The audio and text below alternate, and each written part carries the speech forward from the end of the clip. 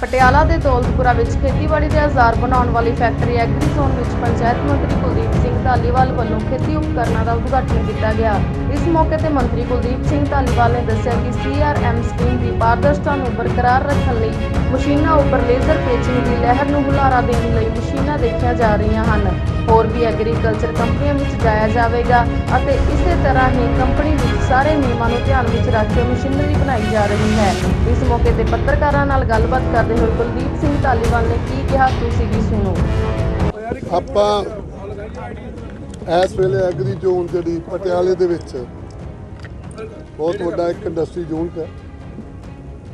ਤੁਹਾਨੂੰ ਸਭ ਨੂੰ ਪਤਾ ਕਿ 1.5 ਮਹੀਨੇ ਬਾਅਦ ਝੋਨੇ ਦਾ ਸੀਜ਼ਨ ਸ਼ੁਰੂ ਹੋਣ ਵਾਲਾ ਪੈਡੀ ਦਾ, ਔਰ ਸਾਡੇ ਲਈ ਬਹੁਤ ਵੱਡੀ ਇੱਕ ਚੈਲੰਜ ਹੁੰਦਾ ਕਿ ਆਪਾਂ ਪਰਾਲੀ ਨਹੀਂ ਸਾੜਨੀ, ਪਰਾਲੀ ਨੂੰ ਕਿੱਦਾਂ ਸਾਂਭਣਾ। ਉਹਦੇ ਵਾਸਤੇ ਜਿਹੜੀ ਸੁਪਰ ਸੀਡਰ ਮਸ਼ੀਨ ਆ, ਇਹ ਜਿਹੜਾ ਸਾਡੇ ਸਾਹਮਣੇ ਆਪਾਂ ਦੇਖ ਰਹੇ ਸੀਗੇ, ਮੈਂ ਬਸ ਇਹਨੂੰ ਦੇਖਣ ਆਇਆ। ਹੋਰ ਵੀ 3-4 ਥਾਵਾਂ ਤੇ ਮੈਂ ਅੱਜ ਜਾਣਾ। ਮੇਰੇ ਆਉਣ ਦਾ ਮੰਤਵ ਸਿਰਫ ਇੰਨਾ ਹੀ ਹੈ ਕਿ ਜਿੱਦਾਂ ਦਾ ਸਰਕਾਰ ਚਾਹੁੰਦੀ ਹੈ, ਜਿੱਦਾਂ ਦੇ ਸਰਕਾਰ ਸੁਪਰ ਸੀਡਰ ਦੇ ਮਾਪਦੰਡ ਚਾਹੁੰਦੀ ਹੈ, ਕਿ ਉਸ ਮਾਪਦੰਡਾਂ ਤੇ ਇਹ ਮਸ਼ੀਨਾਂ ਬਣ ਰਹੀਆਂ, ਕਿ ਇਹਦਾ ਕਿਸਾਨਾਂ ਨੂੰ ਕਿੰਨਾ ਫਾਇਦਾ ਹੋਊਗਾ, ਕਿਉਂਕਿ ਇੱਥੇ ਸਬਸਿਡੀ ਜਿਹੜੀ ਸਰਕਾਰ ਨੇ ਦੇਣੀ ਹੈ 50%। ਮੈਂ ਸਿਰਫ ਤੇ ਸਿਰਫ ਟੈਕਨੀਕਲੀ ਇਹਨੂੰ ਦੇਖਣ ਵਾਸਤੇ ਆਇਆ ਕਿ ਪਰਫੈਕਟ ਹੈ।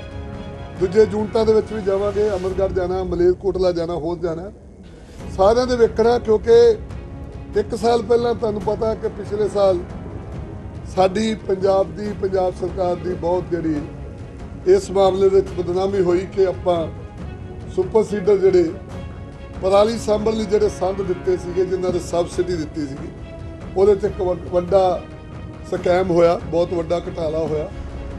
ਸੋ ਅਸੀਂ ਚਾਹੁੰਦੇ ਹਾਂ ਕਿ ਐਤਕਾਂ ਕਿਸੇ ਵੀ ਕਿਸਮ ਦੀ ਬਿਲਕੁਲ ਕੋਈ ਸ਼ਿਕਾਇਤ ਨਾ ਆਵੇ, ਔਰ ਪੂਰੀ ਸਖਤੀ ਦੇ ਨਾਲ ਸਰਦਾਰ ਭਗਵੰਤ ਸਿੰਘ ਮਾਨ ਜੀ ਦੀ ਸਰਕਾਰ ਦਾ ਫੈਸਲਾ ਕਿ ਕਿਸਾਨਾਂ ਨੂੰ ਵੀ ਇਹਦਾ ਫਾਇਦਾ ਦੇਣਾ, ਵਾਤਾਵਰਨ ਬਚਾਉਣਾ, ਪਰਾਲੀ ਨੂੰ ਸਾਂਭਣਾ ਤੇ ਛੋਟੀ ਇੰਡਸਟਰੀ ਨੂੰ ਵੀ ਜਿਹੜਾ ਇਹਦਾ ਫਾਇਦਾ ਦੇਣਾ। ਸੋ ਮੈਂ ਉਹ ਦੇਖਣ ਵਾਸਤੇ ਆਇਆ ਸੀਗਾ ਤੇ ਮੈਨੂੰ ਬਹੁਤ ਵਧੀਆ ਲੱਗਾ। ਅੰਦਰ ਯੂਨਿਟ ਦੇਖਦੇ ਆ, ਪਰ ਜਿਹੜਾ ਇਹਨਾਂ ਨੇ ਸਾਡਾ ਮੇਨ ਪਿਛਲੇ ਹਫਤੇ ਅਸੀਂ ਮੀਟਿੰਗ ਕੀਤੀ ਸੀਗੀ, ਅਸੀਂ ਸਭ ਨੂੰ ਇਹ ਬੇਨਤੀ ਕੀਤੀ ਹੈ, ਜਿੱਥੇ ਜਿੱਥੇ ਵੀ ਇੰਡਸਟਰੀ ਹੈ, ਜਿਹੜੇ ਲੋਕ ਵੀ ਸੁਪਰ ਸੀਡਰ ਬਣਾਉਂਦੇ ਆ, ਉਹਨਾਂ ਨੂੰ ਲੈਜਰ ਦੇ ਨਾਲ ਮਸ਼ੀਨ ਦੇ ਉੱਤੇ ਨੰਬਰ ਲਾਉਣ ਲਈ ਕਿਹਾ ਗਿਆ, ਤਾਂ ਜੋ ਕੋਈ ਨੰਬਰ ਬਦਲ ਕੇ ਦੁਬਾਰਾ ਉਹਦਾ ਕਬਜ਼ਾ ਨਾ ਹੋ ਸਕੇ, ਡਬਲ ਸਬਸਿਡੀ ਨਾ ਲਵੇ। ਸੋ ਇਹਨਾਂ ਨੇ ਜਿਹੜੀ ਮਸ਼ੀਨ ਦਿਖਾਈ ਆ ਬਹੁਤ ਪਰਫੈਕਟ ਹੈ। ਉਹਦੇ ਉੱਤੇ ਮਤਲਬ ਜਿਹੜਾ ਲੈਜਰ ਦੇ ਨਾਲ ਨੰਬਰ ਜਿਹੜਾ ਉਹ ਬਣਿਆ।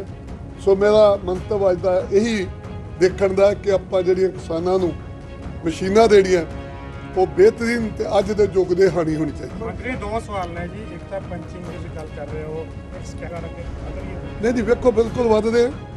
ਪਿਛਲੀ ਵਾਰ ਜਿਹੜੀ ਸਬਸਿਡੀ ਸੀਗੀ ਉਹ ਇੰਡਸਟਰੀ ਨੂੰ ਪਾਈ ਤੇ ਉਹਦੇ 'ਚ ਕਪਲਾ ਹੋ ਗਿਆ। ਇੱਕ ਅਸੀਂ ਜਿਹੜੀ ਸਬਸਿਡੀ ਹੈ ਉਹ ਡਾਇਰੈਕਟ ਕਿਸਾਨਾਂ ਦੇ ਅਕਾਊਂਟ 'ਚ ਪਾਵਾਂਗੇ। ਤੇ ਦੂਜਾ ਅਸੀਂ ਸਾਰਿਆਂ ਨੂੰ ਜਿੰਨੇ ਸਾਡੇ ਵੀਰ ਸੁਪਰ ਸੀਡਰ ਬਣਾਉਂਦੇ ਆ, ਸਭ ਨੂੰ ਸੱਦ ਕੇ ਬੇਨਤੀ ਕੀਤੀ ਹੈ ਕਿ ਉਹ ਆਪਣਾ ਵੇਚਣ, ਕੋਈ ਗੱਲ ਨਹੀਂ, ਸਾਨੂੰ ਦੀ ਕੋਈ ਗੱਲ, ਸਾਨੂੰ ਤੇ ਆ ਉਹ ਬਿਲਕੁਲ ਉਹਨੂੰ ਠੀਕ ਕਰ ਲੈਣ। ਇੱਕ ਨੰਬਰ ਅਸੀਂ ਇਹੀ ਨੰਬਰ ਜਿਹੜਾ 2000 ਰੁਪਏ ਦੇ ਖਰਚੇ ਤੇ 2000 ਰੁਪਇਆ ਇੱਥੇ ਖਰਚਾ ਲੱਗਦਾ ਲੇਜ਼ਰ ਪੰਚ, ਲੇਜ਼ਰ ਦੇ ਨਾਲ। ਬਸ ਉਹਨਾਂ ਨੂੰ ਇਹੀ ਕਹਿੰਦੇ ਆ ਕਿ ਲੇਜ਼ਰ ਦੇ ਨਾਲ ਇੱਥੇ ਨੰਬਰ ਪਾ ਦਿਓ, ਬਾਕੀ ਸਾਨੂੰ ਕੋਈ ਨਹੀਂ ਹੈ। ਹਾਂ, ਨਹੀਂ, ਜਿਹੜੀ ਵੀ ਸਰਕਾਰ ਦੇ ਹੁੰਦਿਆਂ ਕੋਈ ਸਕੈਮ ਹੋਊਗਾ ਤੇ ਸਰਕਾਰ ਹੀ ਜ਼ਿੰਮੇਵਾਰ ਹੋਊ, ਔਰ ਉਹਨਾਂ ਦੀ ਡਬਲ ਜ਼ਿੰਮੇਵਾਰੀ ਸੀਗੀ ਕਿਉਂਕਿ ਉਹ ਖੇਤੀਬਾੜੀ ਮਤਲਬ ਮੰਤਰੀ ਵੀ ਸੀਗੇ, ਮੁੱਖ ਮੰਤਰੀ ਵੀ ਸੀਗੇ, ਡਬਲ ਜ਼ਿੰਮੇਵਾਰੀ ਬਣ ਜਾਂਦੀ। ਪ੍ਰਤਾਪ ਸਿੰਘ ਬਾਜਵਾ ਨੇ ਚੈਲੰਜ ਕੀਤਾ, ਸਾਡੀਆਂ ਤਾਂ ਲੱਤਾਂ ਭਾਰ ਚੱਲਦੀਆਂ, ਮੁੜ ਕੇ ਬਾਜਵਾ ਸਾਹਿਬ ਦੀਆਂ ਆਪਣੀਆਂ ਨਹੀਂ ਚੱਲਦੀਆਂ, ਸਾਡੀਆਂ ਹੈਗੀਆਂ।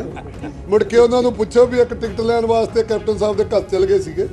ਸਾਡੀਆਂ ਲੱਤਾਂ ਬਿਲਕੁਲ ਕਾਇਮ ਹੈ, ਭਗਵੰਤ ਮਾਨ ਦੀਆਂ ਲੱਤਾਂ ਬਿਲਕੁਲ ਕਾਇਮ ਹੈ, ਔਰ ਅਸੀਂ 150 ਕਰੋੜ ਦੀ ਜਿਹੜਾ ਸਾਨੂੰ ਜਿੰਨਾ ਸਕੈਮ ਮਿਲਿਆ, ਮੇਰੇ ਨਾਲ ਮੇਰੇ ਡਾਇਰੈਕਟਰ ਸਾਹਿਬ ਨੇ, ਸੈਕਟਰੀ ਸਾਹਿਬ ਨੇ, ਜਿੰਨਾ ਅਸੀਂ ਸਰਚ ਕੀਤਾ, ਉਹਦਾ ਮਤਲਬ ਅਸੀਂ ਪੂਰਾ ਫਾਈਲ ਬਣਾ ਕੇ CM ਸਾਹਿਬ ਨੂੰ ਭੇਜਤੀ ਆ। ਲਾਜ਼ਮੀ ਉਹਦੀ ਵਿਜੀਲੈਂਸ ਜਿਹੜੀ ਇਨਕੁਆਇਰੀ ਕਰੂਗੀ, ਬਸ ਹੋਰ ਕੀ। ਹਾਂ, ਬਿਲਕੁਲ। मैं Jatinderpal Singh GSA industries agri zone का मैनेजिंग डायरैक्टर हाँ। ਅੱਜ ਇਹ ਜਿਹੜੀ ਇੰਡਸਟਰੀ ਹੈ ਇਹ ਐਲੀਫੈਂਟ ਰਿੰਗ ਬਣਾਉਂਦੀ ਹੈ ਕਿ ਹਿੰਦੁਸਤਾਨ ਦੀ ਧਰਤੀ ਦੇ ਉੱਤੇ ਜਿੰਨੀਆਂ ਡੀਜ਼ਲ ਦੀਆਂ ਗੱਡੀਆਂ ਨੇ ਉਹਨਾਂ ਵਾਸਤੇ ਇਹ ਕੰਪਨੀ ਪਟਿਆਲੇ ਦੇ ਦੌਲਤਪੁਰ ਪਿੰਡ ਦੇ ਵਿੱਚ ਸਿੰਗਲ ਕੰਪਨੀ ਹੈ ਜਿਹੜੀ ਕਿ ਸਾਰੇ ਮੁਲਕ ਨੂੰ ਹਿੰਦੁਸਤਾਨ ਦੇ ਨੂੰ ਕੇਟਰ ਕਰਦੀ ਹੈ। ਹਿੰਦੁਸਤਾਨ ਦੇ ਵਿੱਚ ਸਾਡਾ ਕੋਈ ਕੰਪੀਟੀਸ਼ਨ ਨਹੀਂ ਹੈਗਾ। ਦੁਨੀਆ ਦਾ ਸਾਡੇ ਕੋਲੇ ਇਸ ਪ੍ਰੋਡਕਟ ਦੇ ਵਿੱਚ 35% ਸ਼ੇਅਰ ਹੈ। ਇਹ ਫੈਕਟਰੀ ਲੋਹੇ ਦਾ, ਸਟੀਲ ਦਾ ਪਿਸਟਨ ਵੀ ਬਣਾਉਂਦੀ ਹੈ ਜਿਹੜਾ ਕਿ ਭਾਰਤ ਦਾ ਪਹਿਲਾ ਪਲਾਂਟ ਹੈ ਤੇ ਦੁਨੀਆ ਦਾ ਇਹ ਚੌਥਾ ਪਲਾਂਟ ਹੈ ਜਿੱਥੇ ਕਿ ਅਸੀਂ ਲੋਹੇ ਦਾ ਪਿਸਟਨ ਬਣਾਉਂਦੇ ਹਾਂ ਤੇ 100% ਇੱਥੋਂ ਅਸੀਂ ਐਕਸਪੋਰਟ ਕਰਦੇ ਹਾਂ। ਇਸੇ ਕੰਪਨੀ ਨੇ 2 ਸਾਲ ਪਹਿਲਾਂ ਸਾਨੂੰ ਜੇ ਅਸੀਂ ਆਪਣੀ ਪ੍ਰੋਫਿਟੇਬਿਲਿਟੀ ਦੀ ਗੱਲ ਕਰੀਏ, ਅਸੀਂ ਆਪਣੀ ਟੀਮ ਦੀ ਗੱਲ ਕਰੀਏ ਤਾਂ ਅਸੀਂ ਇਹ ਦੋਨੇ ਯੂਨਿਟਾਂ ਤੋਂ ਸਾਨੂੰ ਅੱਛੀ ਇਨਕਮ ਹੈ। ਬੰਦੇ ਨੇ ਦਾਲ ਰੋਟੀ ਤੇ ਪ੍ਰਸ਼ਾਦਾ ਛਕਣਾ ਹੁੰਦਾ, ਅਸੀਂ ਮਾਲਕ ਦੀ ਦਇਆ ਨਾਲ ਬੜਾ ਅੱਛਾ ਖਾ ਰਹੇ ਹਾਂ। ਪਰ ਪਿਛਲੇ 2 ਸਾਲਾਂ ਤੋਂ ਸਾਨੇ ਕਿਸਾਨਾਂ ਦੇ ਹਿੱਤ ਵਾਸਤੇ ਅਸੀਂ ਐਗਰੀਕਲਚਰ ਇੰਡਸਟਰੀ ਦੇ ਵਿੱਚ ਆਏ। ਐਗਰੀਕਲਚਰ ਇੰਡਸਟਰੀ ਦੇ ਵਿੱਚ ਅਸੀਂ ਕਿਸਾਨਾਂ ਵਾਸਤੇ ਬਹੁਤ ਯੂਨੀਕ ਤੇ ਵਧੀਆ ਇੰਪਲੀਮੈਂਟ ਬਣਾ ਕੇ ਉਸ ਸੋਚ ਨਾਲ ਅੰਦਰ ਆਏ ਕਿ ਅਸੀਂ ਕਿਸਾਨਾਂ ਨੂੰ ਦੇ ਸਕੀਏ, ਅਸੀਂ ਆਪਣੇ ਪੰਜਾਬ ਦੇ ਜੁੜੇ ਹੋਏ, ਅਸੀਂ ਆਪਣੇ ਭਾਰਤ ਦੇ ਜੁੜੇ ਹੋਏ ਕਿਸਾਨਾਂ ਦੀ ਸੇਵਾ ਕਰ ਸਕੀਏ। ਇਹ ਪਹਿਲੀ ਫੈਕਟਰੀ ਹੈ ਜੀ ਜਿਹੜੀ ਕਿਸਾਨਾਂ ਨੂੰ ਇੰਪਲੀਮੈਂਟ ਦੇ ਉੱਤੇ, ਮੈਂ ਦੇਖੋ ਮੈਂ ਮਾਈਕ ਦੇ ਉੱਤੇ ਮੀਡੀਆ ਦੇ ਰਾਹੀਂ ਇਹ ਗੱਲ ਨੂੰ ਕਨਵੇ ਕਰ ਰਿਹਾ, ਇਹ ਪਹਿਲੀ ਫੈਕਟਰੀ ਹੈ ਜਿਹੜੀ 2 ਸਾਲ ਦੀ ਵਾਰੰਟੀ ਦਿੰਦੀ ਹੈ। ਨਹੀਂ, ਕਿਸਾਨਾਂ ਨੂੰ 1 ਸੀਜ਼ਨ ਦੀ ਵਾਰੰਟੀ ਦੇ ਦਿੱਤੀ ਜਾਂਦੀ ਹੈ, ਸੀਜ਼ਨ ਦੇ ਵਿੱਚ ਇੰਪਲੀਮੈਂਟ ਕੰਮ ਕਰਦਾ ਹੈ, 6 ਮਹੀਨੇ ਬਾਅਦ ਉਹ ਖਤਮ ਹੋ ਜਾਂਦੀ ਹੈ। ਕਿਸਾਨਾਂ ਨੂੰ ਕੋਈ ਪੁੱਛਦਾ ਨਹੀਂ ਹੈਗਾ, ਬੜੇ ਪਰੇਸ਼ਾਨ ਹੁੰਦੇ ਨੇ ਕਿਸਾਨ, ਤਾਂ ਪਹਿਲਾਂ ਹੀ ਸਾਡਾ ਖੁਦਕੁਸ਼ੀਆਂ ਦਾ ਸ਼ਿਕਾਰ ਹੋਇਆ ਪਿਆ। ਇਸ ਐਗਰੀ ਜ਼ੋਨ ਨੇ ਉਹ ਬੀੜਾ ਚੁੱਕਿਆ ਕਿ ਅਸੀਂ ਕਿਸਾਨਾਂ ਨੂੰ ਸਹੀ ਰੇਟ ਦੇ ਉੱਤੇ ਬਹੁਤ ਜ਼ਿਆਦਾ ਵਧੀਆ ਮਸ਼ੀਨ ਦਈਏ। ਮਸ਼ੀਨ ਦੀ ਖਾਸੀਅਤ ਕੀ ਹੈ ਜੀ? ਇਹ ਮਸ਼ੀਨ ਆ ਜਿਹੜੀ ਖਾਸ ਤੌਰ ਤੇ ਜਿਹਦੇ ਵਾਸਤੇ ਅੱਜ ਮੰਤਰੀ ਸਾਹਿਬ ਉਚੇਚੇ ਤੌਰ ਤੇ ਆਏ, ਉਹਨਾਂ ਨੇ ਸੁਪਰ ਸੀਡਰ ਨੂੰ ਆਪ ਪਰਸਨਲੀ ਪਰਖਿਆ।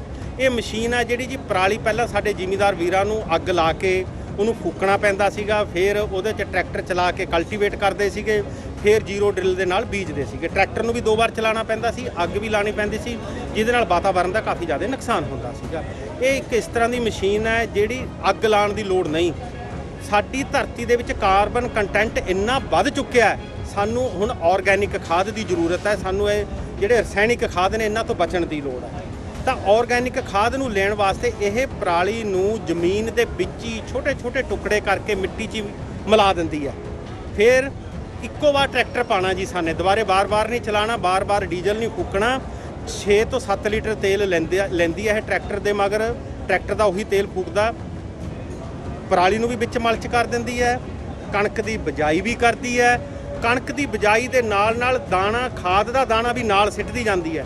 ਇਹ ਇੱਕ ਵਾਰ ਦੇ ਵਿੱਚ 3 ਕੰਮ ਕਰਦੀ ਹੈ। ਫਿਰ ਇਸ ਮਸ਼ੀਨ ਦੀ ਖਾਸੀਅਤ ਇਹ ਹੈ ਜੀ, ਇਸ ਨਾਲ ਤੁਸੀਂ ਸਰੋਂ ਵੀ ਬੀਜ ਸਕਦੇ ਹੋ, ਮੱਕੀ ਵੀ ਬੀਜ ਸਕਦੇ ਹੋ, ਚਣੇ ਵੀ ਬੀਜ ਸਕਦੇ ਹੋ, ਹੋਰ ਦਾਲਾਂ ਵੀ ਬੀਜ ਸਕਦੇ ਹੋ। ਕਿਸਾਨਾਂ ਵਾਸਤੇ ਇਹਦੇ ਉੱਤੇ 1,05,000 ਰੁਪਇਆ ਸਬਸਿਡੀ ਕਿਸਾਨਾਂ ਵਾਸਤੇ ਫਿਕਸ ਕੀਤੀ ਗਈ ਹੈ ਤੇ ਹਰੇਕ ਮਸ਼ੀਨ ਦੇ ਹਿਸਾਬ ਨਾਲ ਅੱਡ-ਅੱਡ ਹੈ।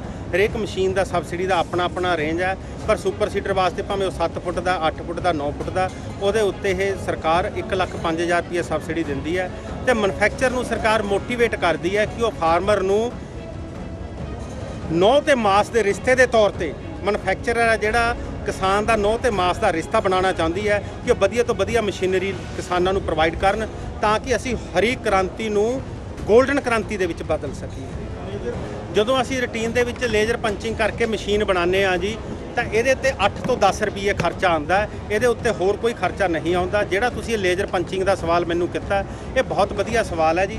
ਇਹਦੇ ਨਾਲ ਜਿਹੜੇ ਸਹੀ ਮੈਨੂਫੈਕਚਰ, ਚੰਗਾ ਕੰਮ ਕਰਨ ਵਾਲੇ ਨੇ, ਉਹ ਜਿਹੜੇ ਅਖਬਾਰਾਂ ਦੇ ਵਿੱਚ ਧੱਬੇ ਲੱਗਦੇ ਨੇ ਉਹਨਾਂ ਤੋਂ ਬਚ ਜਾਣਗੇ। ਜਿਹੜੇ ਮਾੜੇ ਬੰਦੇ ਕੰਮ ਕਰਨ ਵਾਲੇ ਨੇ ਉਹਨਾਂ ਦੇ ਉੱਤੇ ਜ਼ਰੂਰ ਪਰਚੇ ਦਰਜ ਹੋਣੇ ਚਾਹੀਦੇ ਨੇ, ਜਿਹੜੇ ਕਿ ਸਰਕਾਰ ਦੀ ਸਬਸਿਡੀ ਨੂੰ ਖਾ ਕੇ ਕਿਸਾਨ। PTN ਨਿਊਜ਼ 24 ਦੇ ਲਈ ਪਟਿਆਲਾ ਤੋਂ ਚਰਨਜੀਤ ਸਿੰਘ ਕੋਹਲੀ ਦੀ ਰਿਪੋਰਟ। PTN ਨਿਊਜ਼ ਦੇਖ ਰਹੇ ਜਿਹੜੇ ਮੇਰੇ ਦੋਸਤਾਂ ਨੇ ਹੁਣ ਤੱਕ ਸਾਡਾ ਚੈਨਲ ਸਬਸਕ੍ਰਾਈਬ ਨਹੀਂ ਕੀਤਾ, ਮੈਂ ਉਹਨਾਂ ਨੂੰ ਅਪੀਲ ਕਰਦੀ ਹਾਂ ਕਿ ਸਾਡਾ ਚੈਨਲ ਸਬਸਕ੍ਰਾਈਬ ਕਰਨ ਤਾਂ ਜੋ ਅਸੀਂ ਤੁਹਾਡੇ ਤੱਕ ਹਰ ਲੇਟੈਸਟ ਖਬਰ ਪਹੁੰਚਾ ਸਕੀਏ। ਧੰਨਵਾਦ।